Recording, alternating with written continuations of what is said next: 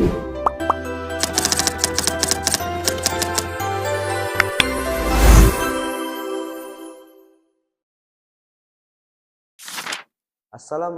warahmatullahi wabarakatuh. Alhamdulillah, alhamdulillah wassalatu wassalamu ala Rasulillah wa ala alihi wa ashabihi wa mawalah wala haula wala quwata illa billah. Yang pertama marilah kita panjatkan puja serta puji syukur kita kehadirat Allah Subhanahu wa taala atas limpahan karunia, rahmat serta nikmatnya sehingga kita masih diberikan kesempatan untuk selalu melakukan aktivitas-aktivitas kita sebagaimana aktivitas-aktivitas yang sudah pernah kita lakukan di hari-hari sebelumnya. Lalu kemudian kedua kalinya shalawat beriringan salam semoga selalu tercurah limpahkan kepada pionir besar kita, guru besar umat manusia, yaitu Muhammad Shallallahu Alaihi Wasallam, dan juga tidak lupa keluarganya, sahabat-sahabatnya, tabi'in, dan orang-orang yang senantiasa menempat pilas jejak langkahnya hingga datangnya hari kiamat kelak. Baik teman-teman semua, sekarang kita hidup di era modern, kita hidup di era yang berbeda dengan era-era sebelumnya. Maka dari itu, saya pribadi mengajak teman-teman semua untuk melihat kembali timeline dari kehidupan kita, baik itu kehidupan di nyata kita ataupun kehidupan di dunia maya kita. Kita melihat apa yang kita lakukan di media-media sosial, apa yang kita lihat, berita konflikkah, gosipkah, atau berita-berita negatif yang itu menguras energi kita. Kita itu hidup di era yang dimana keterhubungan informasi itu sangat cepat teman-teman, sangat satset begitu. Bahkan jempol kita ini itu bisa menyebarkan informasi dalam beberapa detik saja. Nah, lalu pertanyaannya, dengan jempol kita ini, apakah kita gunakan untuk menyebar kebaikan atau malah sebaliknya? Kita malah menyebar hal-hal yang tidak seyogianya untuk kita sebar begitu.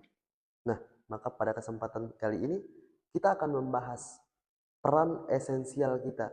Bagaimana kita bisa menjadi pelopor kebaikan di dunia nyata dan juga di dunia maya.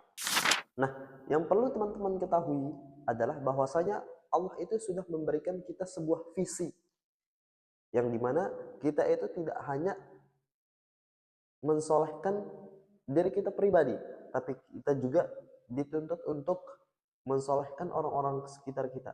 Artinya kita menyeimbangkan antara ibadah personal kita dengan ibadah sosial kita. Nah, visi ini sudah dicantumkan di dalam Al-Quran teman-teman. Tepatnya pada Al-Quran surah Ali Imran ayat 110. Jadi singkatnya Allah itu mengatakan bahwa kita itu adalah umat yang terbaik. Kuntum khaira ummah. Kalian itu umat yang terbaik kata Allah Subhanahu wa taala. Mengapa kita disebut sebagai umat yang terbaik? Karena pada diri kita ini atau pada diri umatnya Nabi Muhammad ini terdapat 3 hal. Yang pertama, ta'muruna bil ma'ruf. Mereka itu mengajak kepada yang baik-baik. Mereka itu mengajak kepada kebaikan. Yang kedua, ta'muruna bil ma'ruf wa tanhauna 'anil munkar. Mereka itu mencegah kepada kemungkaran. Mereka itu mencegah kepada hal-hal yang buruk, hal-hal yang tidak semestinya untuk dilakukan, hal-hal yang tidak semestinya untuk diucapkan. Lalu yang ketiga adalah wa tu'minuna billah, dan yang ketiga ini menyempurnakan 2 hal yang tadi, dan kalian beriman kepadaku kata Allah Subhanahu wa taala. Nah, dari ayat tersebut juga kita dapat mengambil suatu makna bahwa kita itu bukanlah umat yang pasif teman-teman, tetapi kita itu umat yang aktif. Aktif dalam apa? Aktif untuk berkontribusi dalam menciptakan masyarakat yang baik, masyarakat yang di atasnya dibangun nilai-nilai keislaman, yang dimana mereka itu diharapkan untuk menegakkan nilai-nilai tersebut di dalam kehidupannya sehari-hari. Lantas bagaimana kita menjadi seorang atau pelopor kebaikan di era sekarang ini, di tengah dinamikanya kehidupan? Maka kita bisa mulai dengan menampilkan akhlak yang terbaik.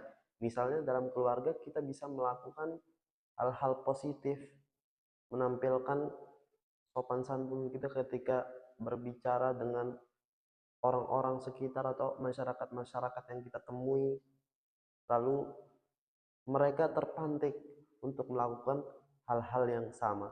Lalu kemudian di lingkungan pekerjaan, misalnya di lingkungan kerja, kita bisa menjadi seorang yang profesional. Artinya kita memiliki kemampuan sehingga atasan kita itu tidak menyesal ketika kita diterima di perusahaan tersebut. Oh, ternyata benar. Dia itu adalah seorang yang profesional, dia mampu menyelesaikan tugas-tugasnya. Dan juga ketika kita memiliki media sosial seperti akun-akun Instagram, kemudian akun-akun TikTok, kita bisa memanfaatkan hal tersebut, teman-teman. Kita bisa mengubah postingan kita dengan postingan yang lebih berfaedah, lebih memberikan manfaat kepada diri kita pribadi maupun orang lain, seperti menampilkan ayat-ayat inspiratif, kemudian edukasi, baik itu edukasi pendidikan, edukasi keluarga, dan lain sebagainya. Hal-hal yang sekiranya bisa bermanfaat bagi diri kita pribadi maupun orang lain. Karena hal kecil yang kita kira itu tidak menutup kemungkinan akan memberikan dampak yang besar, akan memberikan efek yang luas bagi masyarakat sekitar. Peran kita hari ini adalah menjadi seorang yang membawa perubahan, agent of change. Mari kita bersihkan timeline sosial media kita dari hal-hal yang tidak bermanfaat ke hal-hal yang bermanfaat, sehingga kita sendiri bisa terpantik dari hal tersebut, lalu kemudian kita bisa salurkan kepada orang lain. Yang dengan hal itu, ketika orang tersebut melakukan apa yang sudah kita share, misalnya sesuatu yang baik, maka ketika dia melakukannya, maka insya Allah itu akan kembali kepada diri kita dalam bentuk pahala dari Allah Subhanahu wa Ta'ala. Mungkin hanya ini yang bisa saya sampaikan, kurang lebihnya saya mohon maaf. Barakallahu fikum. Wassalamualaikum warahmatullahi wabarakatuh.